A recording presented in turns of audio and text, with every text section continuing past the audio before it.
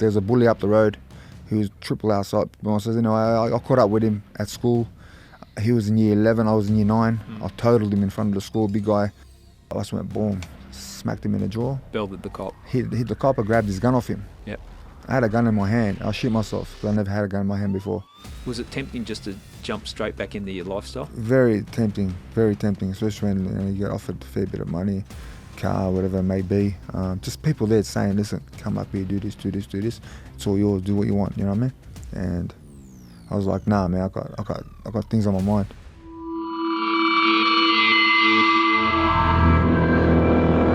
Nader Hamdan, welcome to I Catch Killers. Hey, pleasure to be here. Yeah, well, I probably would have got you here a lot earlier, but when we met in the cafe, when we exchanged numbers, I got your number down wrong, and I've been texting some poor bloke who probably doesn't know who the hell I am, saying, when are you coming on I Catch Killers? It wasn't me, man. It wasn't me, that's all I can say. Well, I checked the number, and finally we got the right number, so thanks for coming in.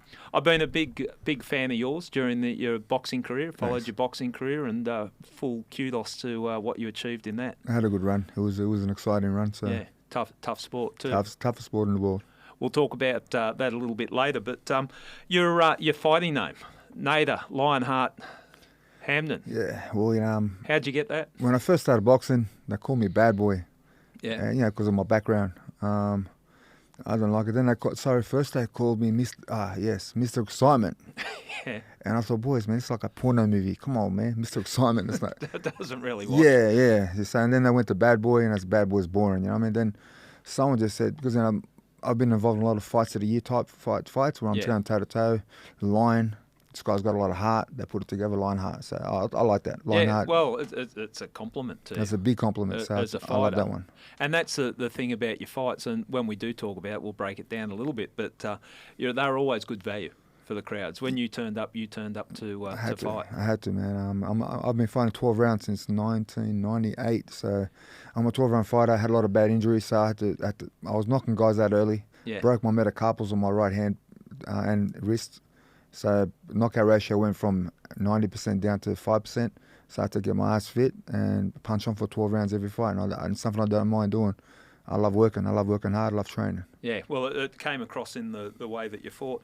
Now, you were born in Australia, but your old man was from Syria and your mum was from Lebanon. I was Sydney born, Marrickville. Yeah. Mum's from Lebanon and dad's from Syria. Yep. Brothers and sisters? Got one brother and 6 sisters. And 6 sisters? Yeah. Okay. Yeah, big family. Big family, yes. There would have been some big gatherings on a Sunday. Always there, family, how it is. Uncles, aunties, their children. So yeah, there used to be big gatherings. And you've got 3 of your own now. I've got 3 boys of my own. 3 boys. And your wife? I pity your wife. Well, I think I'm her biggest headache out of 4 of us. So I feel sorry for her too. You're the most difficult one. I'm the most difficult one. Difficult one to control. Describe Marrickville to me, because people listening to it, Marrickville, I call it a working class suburb, and a lot of things came from Marrickville. What was it like growing up in Marrickville? Marrickville back then in the 90s, 80s, tough place. It was like just there was nothing there. We had a lot of parks around us, and but there's no, like now there's PCY season, there's things to do there now, but before there was nothing there, just streets, a lot of boys, a lot of youth, and not much to do. So, you make things happen. Yeah. But it's an experience. It was an experience, much different now. Hang out, well, it's gentrified now, isn't it? It's changed. But back in the days that you were growing up there's some hard people came from A lot of hard boys come from that area. Yeah. And in conversations we've had, we talked. When we were talking before we got on the podcast, when we caught up, I was asking about racism. Like you're a Muslim, Lebanese background, Syrian background, Lebanese, but in Marrickville you didn't feel racism. Not at all. Tell us about that. Marrickville was a mixed batch of everyone. The Middle Eastern boys, European, Greeks, Italians, Macedonian, Yugoslavians, Asian boys, black fellas, Aboriginal boys, Australian boys. We're all together. There was no racism. No one really cared about racism, or as far as religion. No. There was Sunday school, and people went Sunday school. So it was no big deal. No one really cared what anyone colour, race, religion was. So you were just accepted for, man. for who you were. Well, that's it. And So it should be. Oh, definitely. But racism for a Lebanese Muslim come September 11. After that, it changed a little bit for you. You notice a difference? Yeah. And we're not talking Marrickville now. I'm talking talk about general. General. Yeah, definitely. Not only Lebanese, any Muslim of Middle Eastern background. So, but it's up to you how you let it affect you. I don't really let it affect you too much. It does get frustrating because people do stigmatize or some word. Stigmatise. Yeah. So, but I tried not to let it get to me. Do you think it's just ignorance? Definitely ignorance. Yeah. Definitely, because like many guys, I'm pretty open. So, and because I was in the boxing scene, a lot of guys would talk to me and ask me, and they go, "Man, you're Muslim." I go, "Listen, exactly. You know me. So, do you put me in the same brush as what you?" He goes, "No, you're nothing like that." I go, "Well, we're nothing like that. Muslims we're very tolerant. You know what I mean? We believe in people of two types: your brother in faith or your equal in humanity, and that's something our Prophet and Imams teach us. Yeah. So that's very important. So we're equals in humanity, all of us across the board. And see, it is that ignorance because people that don't fully appreciate what the religion is about, they see snippets from the way it's portrayed in the news or in the media with Muslims being aggressive, ISIS, Islam. we're like talk about extremists now. Yeah. Like ISIS, they don't consider someone like me as a Muslim. So they're not Muslim, and they're way out of the fold. Islam is just a continuation of Christianity, Judaism. We believe Islam is the final religion. Quran is the final message. Yep. The first prophet was Adam. The final prophet is Adam, peace be upon him. Final prophet is Muhammad, peace be upon him. So, and we believe in the whole lineage. So the first Old Testament to the Torah to the Quran, or Torah, Testament, Quran. It's all the same teaching leading to the one God. It's in the end what everyone they explain God as is what makes us different. Yeah. We say he has no form. He's unlike his creation. He can't be like his creation. So where some people say no, he's a man. It can't be. Okay. So that's the only difference. But besides that, it's also all the same. Be good to each other. Like I said to you, people are two types: your brother in faith or your equal in humanity. That's big. Equal in humanity is huge. That's something that Imam Ali alayhi salam teaches me. And Imam Ali is the first Imam, the son of Prophet Muhammad, peace be upon him. And that's what the religion has taught you. And then people that are looking at it from a different perspective just see threat through ignorance. Well, they see they're people like ISIS. Yeah. Hijacking and ISIS is nothing but puppets, mercenaries. So ISIS would much rather kill me than kill a Westerner. Yeah. They're over in the Middle East killing a Muslim like myself before they kill a Westerner. Yeah. So that's ISIS. It's interesting. But it's great to have someone like yourself sit here and explain that, and so people can have a little bit of a different perspective on things. Your childhood.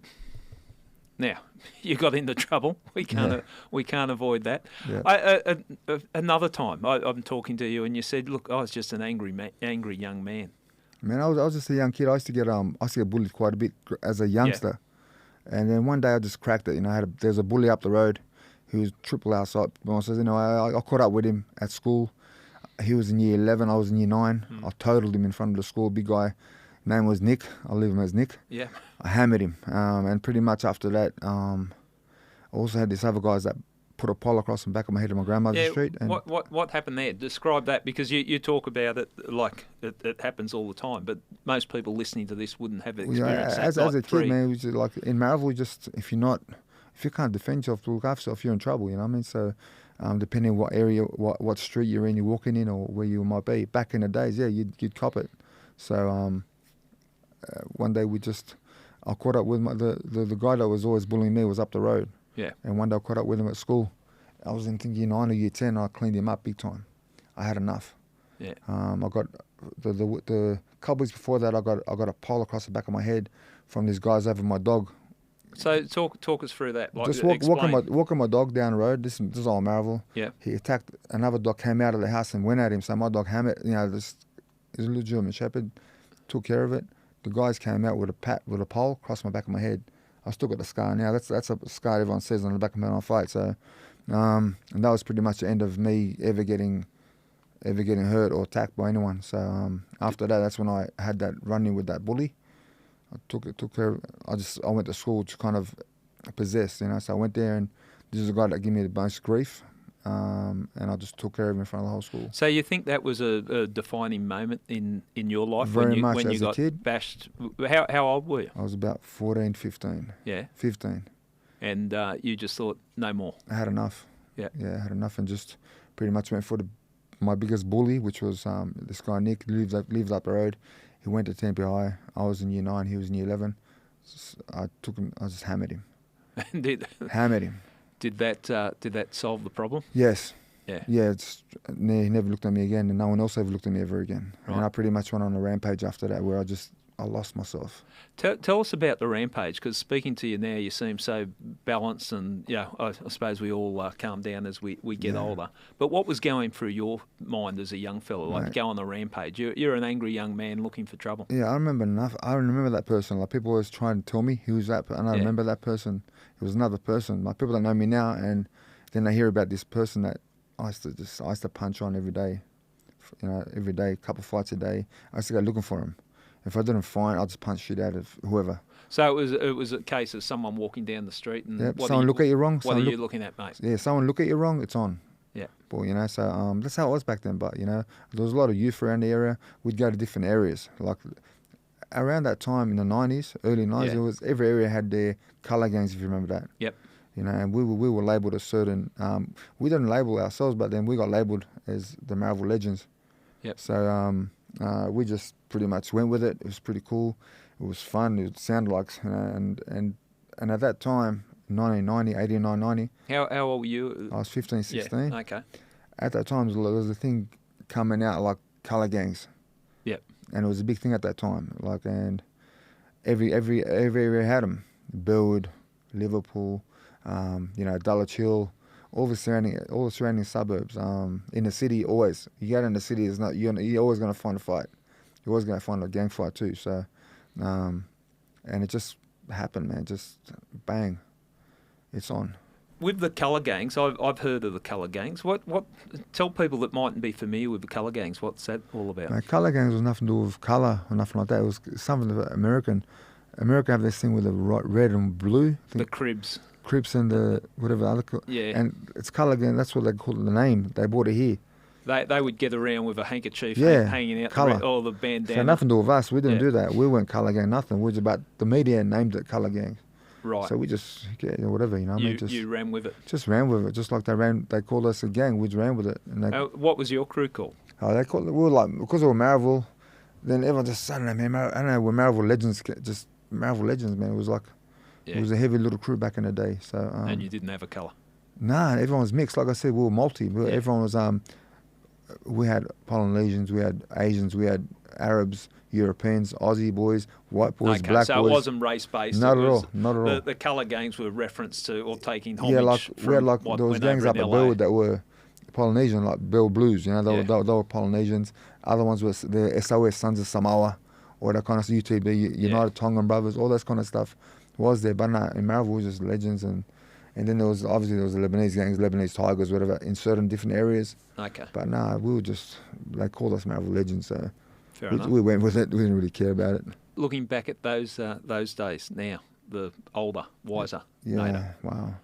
What, you get into a fight, but you hear the consequences of the one punch. You kick someone in the head, you could kill them. 100%. It's different back then. I don't know what's going on now these days, but back then it was like, you punch on. Yeah. It was like, even like when you fought, right? Say we had a fight. It was lined up. There was a fight lined up. We'd meet somewhere. Organised. It was organised. Yep. We meet somewhere. It was a one-on-one. Like you bring your couple close mates, we bring our couple close mates, and it's on. One-on-one, and we used to walk away. It's not like that anymore. We never bought weapons. We never bought nothing until a couple of years after that. Then the shootings and stuff started happening. That's right. But initially it was all just gang fights. And even you'd meet down the road at a park, Stewart Park or Marnie Park, or the school field at Tempe. Yeah. Punch on, big group gang fights, and you walk away. You know what I mean? Done. What do you think was driving that? Mate, just youth with nothing to do. Yeah. Boredom. Nothing to do. At least now, like, sport's big, which is great. I always advise my mates and etc. Sports, and you put your kids in sport. Advice on parenting. That's the best advice I give in parenting. You put a kid. Team sport teaches them how to get on with people, 100%. And then an individual sport like boxing, dancing, or whatever, surfing. Then they get rewarded for the effort they put in. 100%. And it can teach you so much. What were your parents like at this stage? Because I know you speak highly of your parents. My parents were like, they never know this was all going on, until the police, I was in school doing my school exam, year 11, I think, my half yearlies. Yeah. And the school hall got surrounded by the cops because they were going to get me on the street. Neither. I've heard of ways of getting out of exams. That's an extreme. I couldn't get out. They wanted the exit. They were all exits. So I like knowing from police point of view. If we're affecting an arrest at the school, normally you just walk into the headmaster's office and grab the kid. But they surrounded your exam. They surrounded the school hall, and the guy came in, and I was sitting on my table, and he grabbed me, and from there he took me to the principal's office, the two officers. Then they put me in the back of the paddy wagon, and everyone's watching, man. It was. What was it? What were they after you for? I was just. It's the whole gang thing, the whole bashings. Yeah. Robberies, whatever. Just being a little thug, you know what I mean? Tell us about the mentality of doing a robbery. So someone's walking down the street. Yeah, anything goes. You just grab the bag, not even about a bag, just whatever it may be. Yeah. Give us your watch. Yeah, just wallet. We're on a train. Yeah. And just like, you end up punching other guys, and you strip them of whatever is good. You know what I mean? Yeah. So that's just how it was back then. And from what I understand now, these days they're just shooting each other. So that's another level. Yeah. But looking back at that, you can imagine, the effect it had on you when you were bashed with a pole. It changed your view. Like, do you ever think back of the people that you might have robbed on a train or whatever? Yeah, but the guys I never robbed. Like, from where I looked at it, I never just went for any innocent. There was always like, you always find your own. Right. There was always on a train ride, especially on that Marrickville line, Marrickville to Bankstown, or Bankstown to the city. Not the East Hill, sorry. The one that takes you from the city to Marrickville up to Bankstown. Yeah. And it used to be called a certain line. There's always easy. You want to fight? Get on that line. Back in 1990s and early 80s, late 80s. That, from a policing point of view, that's why we brought in the transit police. Yeah, well, that's it. You want to fight? Get on that line. There's always going to be a fight. Trains. Because you're quite right. It was out of control. It was. Back in those days. It was. Travelling on the train was not and they had safe. The rattlers back then, if you remember the rattlers. Yeah. The doors stayed open. So, we could jump off, or the trains almost coming to a stop. We're off because the cops would be at the next station. We're gone. There was a park. We used to call it Legends Park. Yep. Just before the station, so everyone would be off before it got to the platform. Would be already jumped off, all the trains moving, and we're gone. You know what I mean? And it seems funny to think now, but the red rattler trains, you could hang out the doors. Love them. Oh, how good were they? Yeah.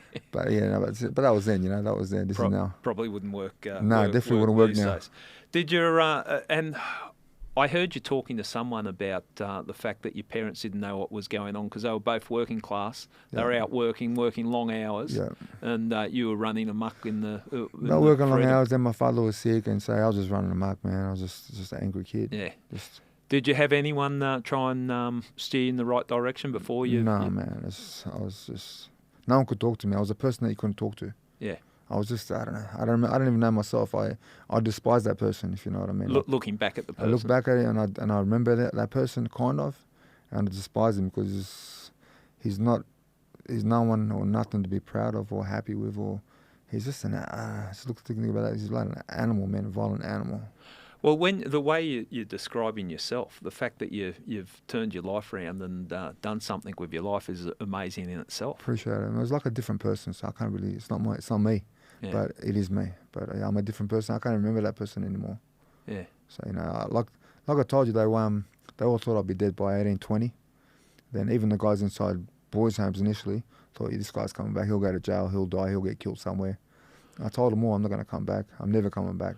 Well, there's something that's been reported in the media reports because your actions attract a little bit of media. But there was a brawl with cops, stolen car, and you took a cop's gun.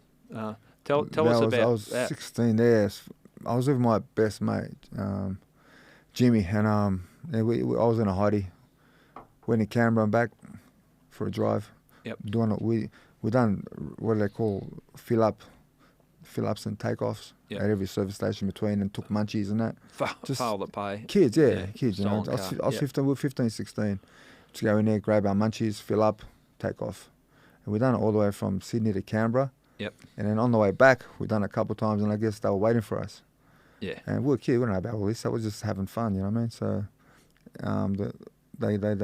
they stopped us, and the coppers came out like, you know, we were kids. The cop had his gun out. And my best mate, Jimmy, and I shit myself. I just went boom, smacked him in the jaw. Belted the cop. Hit the cop, I grabbed his gun off him. Yep. I had a gun in my hand. I shit myself because I never had a gun in my hand before. Yeah. I threw it. Then all these paddy wagons came from everywhere, jumped on me. And it was, you know, it was on. My mate took off in the car. They got him down the road later. But yeah, it's pretty much got thrown in the paddy wagon, and yeah.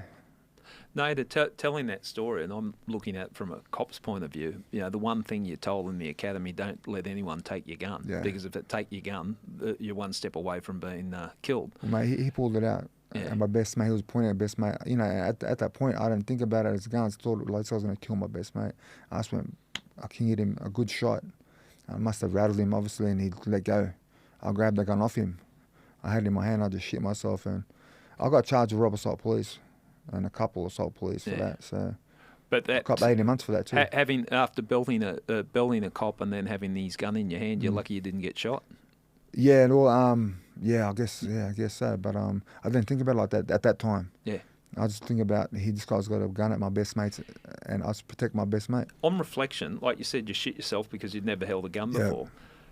Did anything go through your mind that how close you came to someone putting a bullet in you? Like if a police officer's been knocked down and then there's someone standing there with their gun. The partner was there, and there's a whole bunch of coppers driving up, rushing up. So Yeah. Thank God that's why I threw the gun. I don't know, I just shit myself. Maybe that's why. I just seen all these cops running at me. Yeah. And thankfully no one put one in me. Because I had this gun in my hand. Well, I'm not saying that it warranted you being shot, but it certainly would have been a consideration. Yeah, it if is police, definitely. Like saw that what I know scenario. now, like that, guy's been shot for less. I'm interested because we're going to talk about who you are now, but the mindset there, and you say you don't even recognise that person. But what were you aspiring to? Were you aspiring to anything? Did you just want to be the toughest guy man, just around? a kid, I just want to be I don't know, man. I don't know. I don't remember that person, but we were like, we're in the Marrickville, just wanted to be the toughest dudes around, you know, just kids. We're kids, 15, 16, we just want to be the toughest dudes. I used to fight 5-6 times a day, just street fights. And even if you couldn't find a street fight, just grab a guy that looked like you're wrong, boom, straight in the, take him out. You know what I mean? Grab him, throw him, whatever it may be. I don't remember that person, but that's what I was like then. Everyone despised me, or they feared you, you know what I mean? So they just... Okay, so despised or feared, that's how it was. Were you looking for respect within your group? No, my group loved me. The guys in my area, they all loved me. They all looked at me as, I don't know why, but I was called a leader. Yeah. They called me the leader. That's why when I went to court and eventually they threw the book at me, I copped 3.5 years in juvenile. Making an example of it. Making an example, and I understand that. Now I do, but back then I was, what the hell, I used to hear murderers getting that kind of time. I didn't kill nobody. Were you warned when you were getting in trouble with the police? Were you warned if you keep doing this, you're going inside? I didn't have a long criminal thing where I was busted in and out. Short and sharp. It was it was like a 1 year thing where I just went.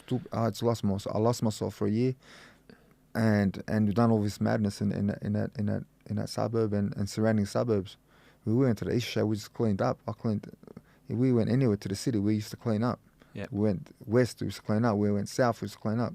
Anywhere we went, it was just on. Any shopping centre we went, there's always groups, different shopping or high schools. There was always every at that particular time, every area had a colour gang. They used to call them colour gangs, and it was on. I know what you're talking about. I know the type of people, and from a policing point of view, you were paints like that type of group because you're just looking for trouble everywhere. Pretty much. Some of our guys used to leave me. That's too much. They just looked at me. They said it. Some of my own guys just said, "Man, they left. They left us. It was too much for them." And I can't understand that because I look back and who was this bloke? You know what I mean? Who was I? Well, you could have been doing a long stint in prison. Well, Like 3 years is a long time for a young fella. That was boys' home. It's the first time I kind of got locked up. So Okay. 3.5 years was a long stint. And like I said to you, I was locked up with guys that done manslaughters, doing less time than me. Tell us about your experience in boys' homes. First of all, being locked up, and that's your power's taken away from you. Yeah. All of a sudden, you're under the control of the state. When you're appearing at court, your parents would have been there at Yeah. juvenile court. How did that make you feel? Oh shit, that's just shit. I hated it, but I went into that with a mentality where I was an animal. I didn't really care. So you went in there. I was a tough guy. Bad, I'm bad. I'm tough. Nothing can get me. I was a huge Stallone fan, so Lockup had come around that time. The movie Lockup. Lockup, remember? Yeah. And so I just wanted to just. You know your way around prisons. Yeah, you've seen the all movie. that type of shit. Yeah, so like I kind of knew prison or boys' homes, but I'm a kid, man. I'm a kid. So I know, and I've spoken to people on this podcast and people I've come across in life. Some people do it really tough in juvenile detentions. Yeah. Other people, they're comfortable in it. Describe your experience. I went in there. There was not many guys from my background in there. I remember cleaning up a whole bunch of guys in my first month or so there. My first week, I had to take care. Just punch shit out. It's just the way it is. I hear what you're saying, but people will be listening to this going, okay, cleaned up quite a few guys in the first week. Talk us about it. So you've gone in there. Yeah. People, did you have a reputation when you came in there, or it's just the fact that you're Muslim, you're Lebanese? Yeah, not even the religion part. I think it was just maybe the background, because not many Lebanese at the time. I was one of the first batch of Lebanese going through there. Nothing to do with religion. I remember that because there was nothing thrown out about religion, but just the background coming in, and just a lot of Aboriginal boys, white boys, Polynesians, some islanders in there too, and it was different. So you go in there and everyone's looking at you, new guy. This is a new guy. So they dining room. I had to clean up some dude and describe that. Just break that. Yeah, down guy comes. You're eating and the guy comes up. Wants to take your food or something. It's just boom, it's on. Yeah. I was in shot. I take this guy out. You can't talk. Then there was not surprisingly Asians. There was a fair few Asians at the time.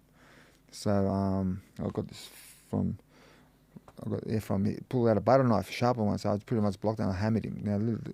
Thankfully they were small guys. I hammered about 3 of them in there. And there's a bit of respect after that. Then a couple white Australian boys got in there. Yeah. Had to sort that out too. Couple Aboriginal boys, and that's it. Then pretty much leave you alone. Okay, it sounds. I'm laughing that it doesn't seem that easy to get left alone. You've been through quite a few fights, but that was what you had to do. At Yasma, that's how it was. Plus Yasma, you'd be on you're in your own room anyway. So from there, they sent me to a place called Iminda Patterson House.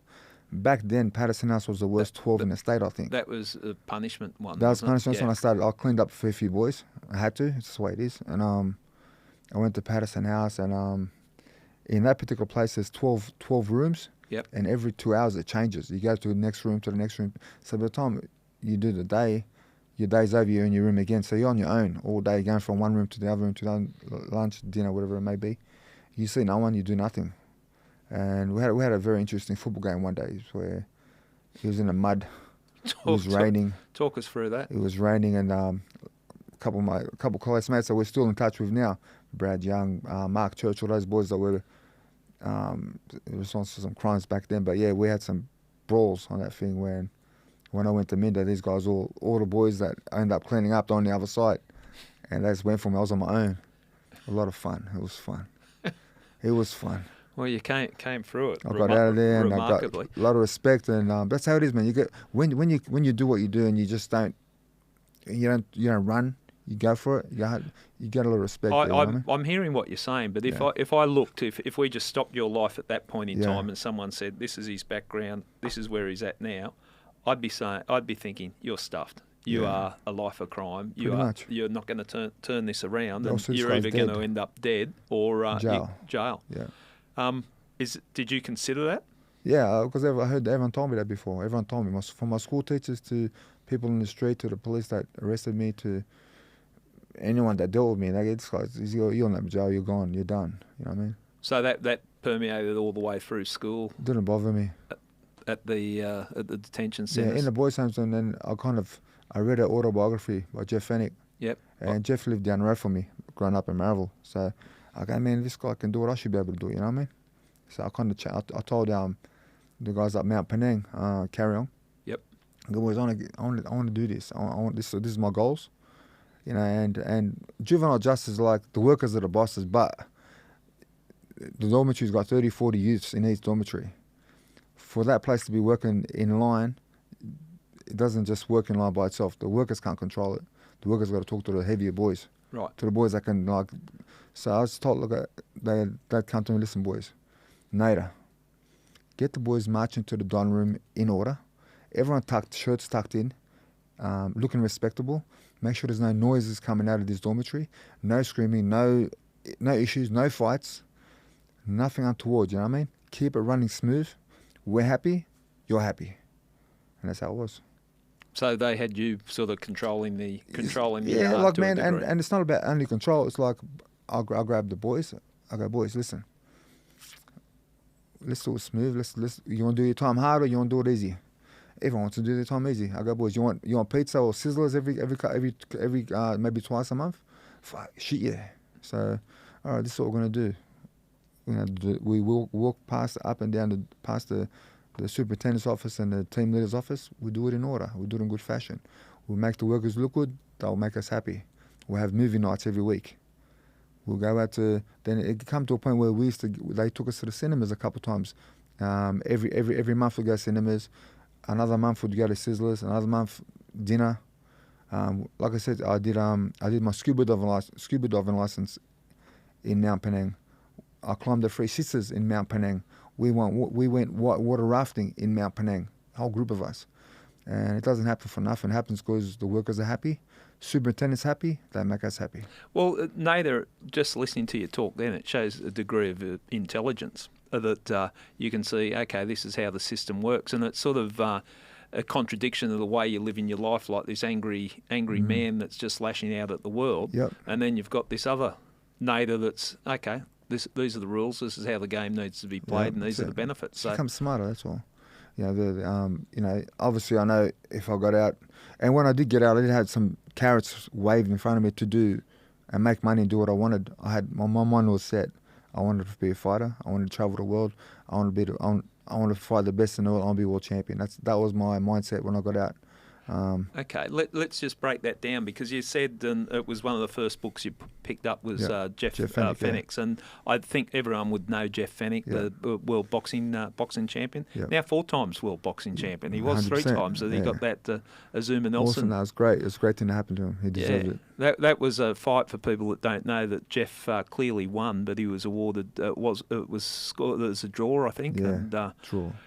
Don King was hovering in the background. Of course he was. 30 years later, the decision was overturned. I've never heard of that happening before. Unbelievable. How good is that? Boxing. That's just fair. Yeah. And he deserved it too, so... Yeah, it was just. But anyway, we're distracted. Yep. With the book, Jeff's book, I read the book too, and it is inspirational. Yeah. This was a kid, not dissimilar to yourself, heading life in the wrong direction. Pretty much. And he walked into a boxing gym, and then the success flowed from there.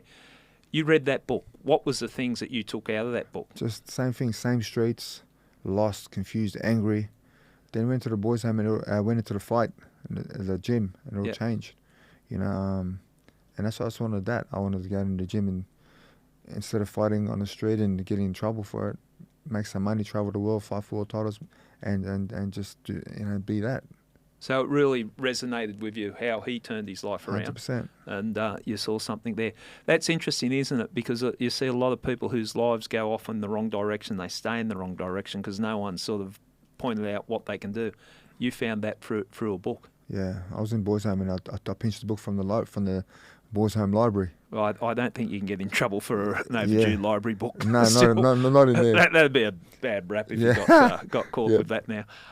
Okay, so you're in there. You're telling people, because I know how it works in Mount Penang. Okay, when you're released, hook up with this crew and they'll get you into this and that. Yeah. So you would have had those offers. Yeah, definitely had the offers. I had no interest. I'd done my 3.5 years. And I learned. I don't want to. I want to be free. Yeah, I wanted to be free. Plus my parents stood by me the whole time. I don't want to disappoint them either. talk to me about that, and because I think a lot of people don't understand the impact someone being incarcerated has on the families. Yeah, it's they huge. were living down in Sydney, travelling up to Mount Penang, and Traveling up to Carryong every weekend. that would have been a two and a half hour trip. It's 2 hour trip, man, and they were loyal, and and I could never ever put them through that pain again. So that was very important to make them proud. They never at any time said, "We've had it with you"? No, never. Never thought of cutting you? No, never. I promised my father and my mum and dad that I'll never, I won't go back. So, very important. So. But no one actually believed you even in the boys' home, did they? When you were telling people, even your mates or the staff there, I'm not coming back. I want to be a boxing champion. They all. You know how it is, man. People ain't going to believe you. I wasn't going back, and I told them I'm not going back. They all say, "Yeah, we're here all the time." Why do you think that might be? I think it goes back to self-belief. Yeah. I'm a very I'm person where I believe in myself.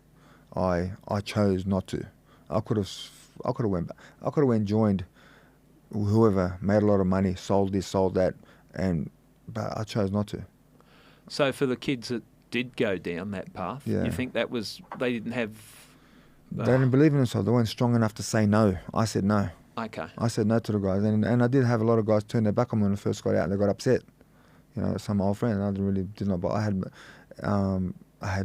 had dreams. I had something I wanted to do. I had something in my mind. I'd done it for 3.5 years, not them. So it's really, you're saying it's an individual conscious decision to say, I'm not. You got to be strong enough to do it, to believe in yourself and go on your own. A lot of guys aren't, I believe. A lot of guys aren't strong inside here or here. Looking back at your time in the boys' homes, how do you reckon it could be improved to stop so many people going from the boys' home straight to or ending up in jail? I think they should use people like myself. They don't need a university graduate going in that's read books. Yeah. Talking to them about freedom or whatever they need guys that have been there. Someone like myself, been there, lived it, been in lockdowns, been all that kind of stuff, and just to kind of share their story, motivate, inspire maybe. That's what they need. They need this kind of. They need my kind of guy in there. That could make the difference and perhaps I believe so, man. Because a lot of guys get out with no goal, no vision, no nothing. They just get out and they go back to the same streets, same friends, same everything, same, and they go down the same path. Unfortunately. Well, look at you. Your life was changed because you read a book. I read a book and and I worked my ass off. Yeah. And I didn't just read a book. I went and did it. Yeah. A lot of guys will think about it. A lot of guys think about it. 90% of guys think about it, but only 10 or 15% go do it. So that's what it's about. It's about doing it, taking that first step, which is the hardest probably part. Taking the first step and doing it, not looking back. No matter what. Like I said to you, I had people a bit upset with me, but those same guys became my biggest fans.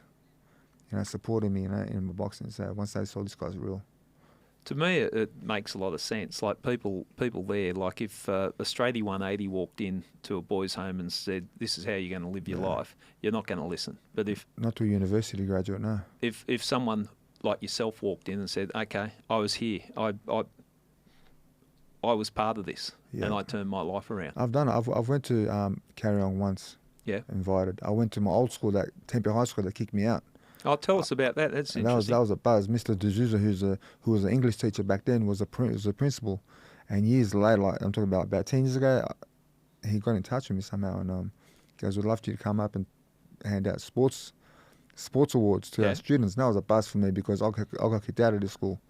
I was basically escorted off the grounds by police the last time I was at that school. So for me, it was a buzz to go back there and come full circle, And Mr. D'Souza was a principal, which was like, wow, what the hell, man? This guy was a teacher, principal now. So it was just great to be there.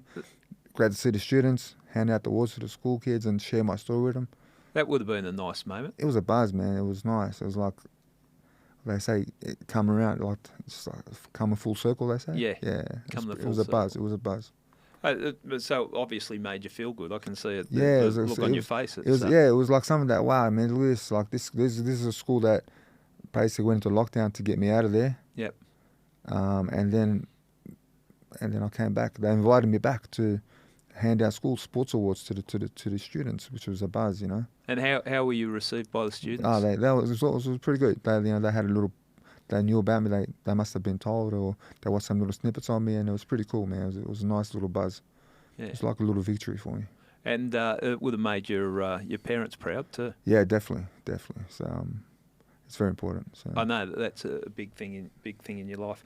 So you 3 years in detention. Yep. When you got out, what steps did you take to make sure your life? I pretty much turned my back on that whole the carrots that were dangled. I turned my back on us and chased the boxing dream.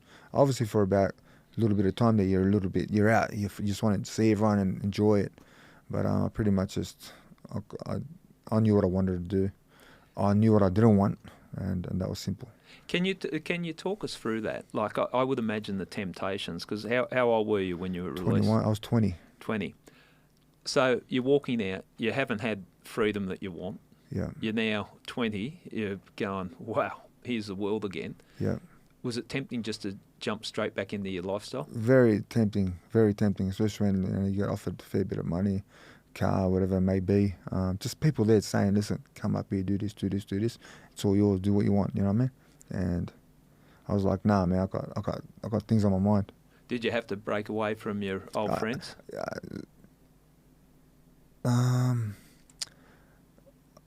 Yes and no, but I didn't break away, but I just got busy chasing my. When you want to become, and I'd lost already time because I lost a lot of time in boys' home. I needed to catch up on training, do my thing, and just try and get in the ring. And I was with Johnny Lewis, who I loved, and we're still to this day. I was training with Johnny Lewis, and that's what I wanted. I had no time for anything else. Boxing training, at home to my parents, and with my future. I was with a friend who's going to end up being my wife, so it's just too busy.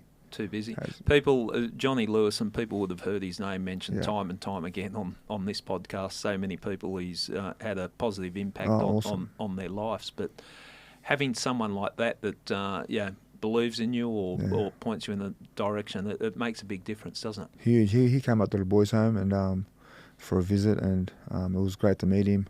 Told him about what I want to do, and he said, "Come down, PCYC." Yeah. And I did that, and we got on with it. And a couple months later in the track, I had my first amateur fight in, I think, Warhope. Yep. You know, traveling with Johnny's the best. A lot of fun. Yeah, there's always a laugh. In a van. There's no flying. We're in a van, driving all over the state and up to Queensland, except Tweedhead. We even drove to Tweedheads, man. Yeah. With Johnny Lewis and the whole boxing team, which is a buzz. So, I love it. Great times. And what that was your focus of your career. What did you do for work when you got out there? Because you're an amateur boxer to start with. I don't work. Man, I don't remember. When I first got out, I just done labouring work. I done labouring work. Then when I got into boxing, just got sponsors, guys that really believed in me. Yeah. Supported me as far as sponsorship goes, you know. So I just focused on that. I did finally get after being out for so long, I got a security license, and I did a bit of bouncing or security at shopping centres, which in the end I did lose my license for doing my job because a guy was bashing his miss in the bathroom. I knocked him out because he came at me. I lose my license for knocking him out. Yeah. So I left that industry altogether. Okay. So but yeah, just boxing. I had a lot of people that believed in me, that supported me, got behind me. Where I focused full time on boxing. Did you get into any more trouble after you got out? No, I was focused, man. I was the only charge I got, is a parking inspector. I had to pull over for my boy was crying in the back. I pulled over in a no stopping zone. Attended to my son. He started writing me out a ticket, so I slapped him with his own book.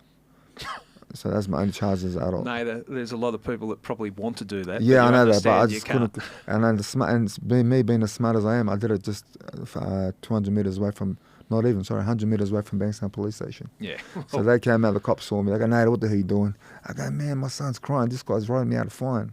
Yeah. That's too late. Not the smart. Cop the fine. Cop the fine. Not the smartest thing. No, it isn't. All right. Well, look, we're going to take a break now, and when we're going to come back, we're going to talk about your boxing career and the type of dedication that it takes to get to the levels that you got to, but also your reflections on why that was so positive to you, so that you didn't go back into the world of crime. And I want to get your thoughts on all sorts of things about how steering kids away from crime, because I think a lot can be learnt from a person with your experience, life experience, 100%. and telling the story. So Appreciate that. Looking forward to it coming back soon.